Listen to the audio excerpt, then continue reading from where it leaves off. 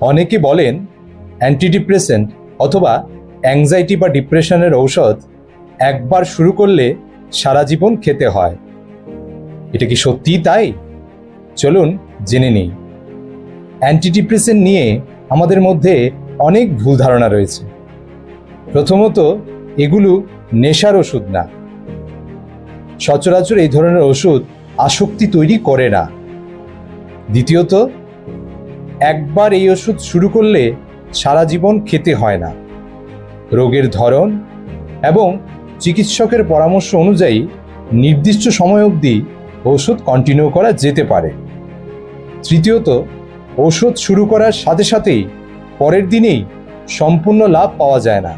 অনেক সময় সেই লাভ পেতে 2 থেকে 6 সপ্তাহ অবধি সময় লাগতে পারে।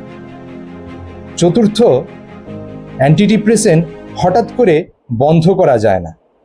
তাতে রোগের সেই লক্ষণগুলি আবারও ফিরে আসতে পারে বা কিছু অস্বস্তিকর উপসর্গ আবার দেখা দিতে পারে। তাহলে সবচেয়ে গুরুত্বপূর্ণ বিষয় হলো, মানসিক রোগ অন্যান্য শারীরিক রোগের মতোই একটি চিকিৎসাযোগ্য কন্ডিশন। ধন্যবাদ।